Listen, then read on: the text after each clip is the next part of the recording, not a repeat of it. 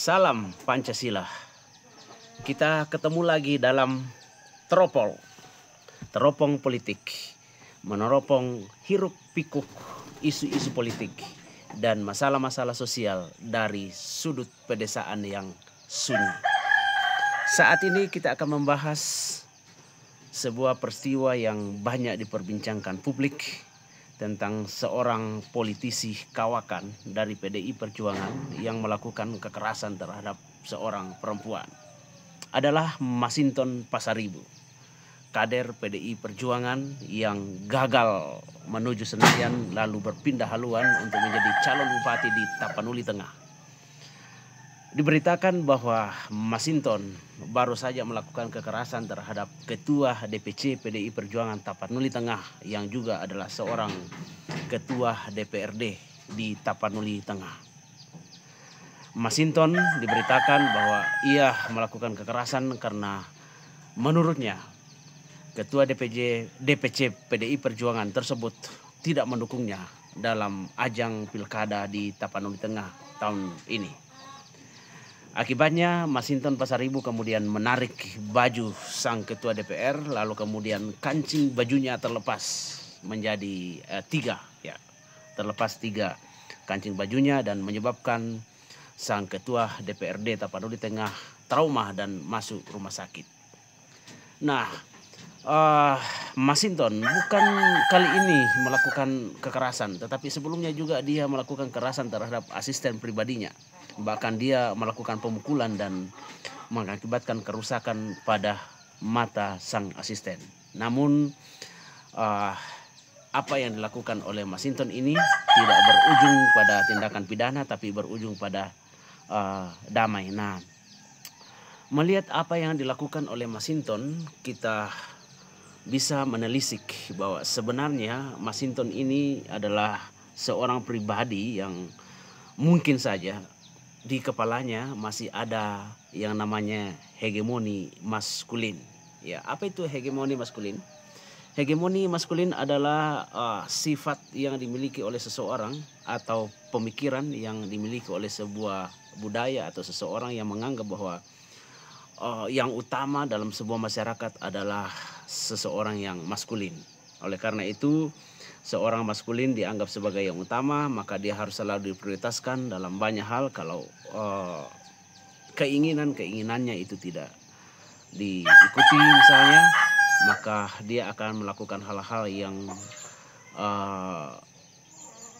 dianggapnya sebagai sebuah kebenaran karena dia dianggap sebagai seorang yang superior, ya, maka kemudian dia harus memperlakukan orang lain, ya, baik itu sesamanya laki-laki yang dianggap tidak maskulin ataupun terhadap perempuan. Dan itulah saya pikir yang dilakukan oleh Masinton Pasaribu. Meskipun sebenarnya perilaku Masinton ini bisa dilihat dari berbagai macam perspektif. Kalau kita lihat dari misalnya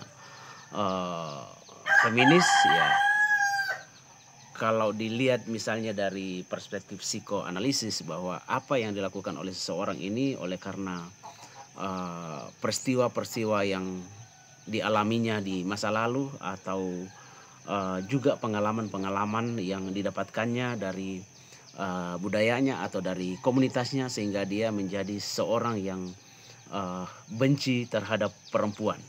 Nah, kita tidak melihat apakah Masinton ini hidup di dalam keluarga yang misoginis, ya, memiliki kebencian terhadap perempuan, ataukah dia juga hidup di dalam masyarakat yang androsentris atau menjadikan laki-laki sebagai pusat. Kita tidak tahu, tapi yang jelas bahwa Masinton yang saat ini yang seharusnya menjadi public figure harusnya memberikan pendidikan politik yang baik tentang kesetaraan gender terhadap masyarakat. Tetapi justru yang dilakukan sebaliknya. Dia memperlihatkan dirinya sebagai seorang yang superior terhadap seorang perempuan, sehingga ia melakukan kekerasan terhadap perempuan dengan seenaknya saja. Nah, Masinton menurut saya gagal menjadi seorang yang memiliki pemikiran tentang kesetaraan gender, padahal di partainya seorang perempuan yaitu Ibu Megawati Soekarno Putri adalah pemimpin besar dan mungkin juga adalah teladan bagi Masinton. Demikian juga dengan Puan Maharani, ya, seorang perempuan yang sukses menjadi pemimpin di negeri ini, khususnya menjadi ketua DPR RI. Nah, apa yang dilakukan oleh Masinton ini bertolak belakang dengan apa yang terjadi di partainya. Ya, bahwa partainya itu menjunjung tinggi tentang kesetaraan gender dan muncul sebagai partai pelopor kesetaraan gender dengan menempatkan perempuan sebagai pemimpin, yaitu Ibu Megawati dan juga Puan Maharani didaulat menjadi wakil utama PDI Perjuangan di DPR RI. Tetapi kemudian Masinton menjadi seorang yang berbeda dari kawan-kawannya. Nah, karena itu saya tidak menghimbau, ya, tapi biarlah masyarakat yang melihat bahwa jika ada pemimpin seperti ini selayaknya tidak dipilih menjadi seorang pemimpin, karena bisa saja dia akan memperlakukan orang lain dengan tidak baik, terutama terhadap kaum perempuan, karena Masinton bukan pertama kali ini melakukan kekerasan terhadap perempuan, tetapi dia sudah melakukannya sebanyak 2 kali yang ketahuan. Kita tidak tahu apakah di dalam keluarganya juga dia melakukan kekerasan terhadap perempuan, ya, kita tidak tahu. Hanya Masinton dan keluarganya yang tahu. Karena itu kita berharap para politisi di negeri ini tidak mengikuti jejak Masinton yang memperlakukan perempuan sewenang-wenang dengan keegoisannya sebagai seorang maskulin atau seorang laki-laki. Karena itu apa yang dilakukan Masinton ini menunjukkan bahwa sebenarnya pendidikan tentang kesetaraan gender belum sepenuhnya berlaku di dalam masyarakat kita, atau belum sepenuhnya dilakukan dengan baik, atau sudah dilakukan tapi paham-paham tradisional, paham-paham konvensional yang seperti ada di pemikirannya Masinton itu masih terlalu kuat mengekang masyarakat kita, sehingga tidak bisa terlepas dari budaya patriarki yang memperlakukan perempuan sebagai kelas 2 di dalam masyarakat.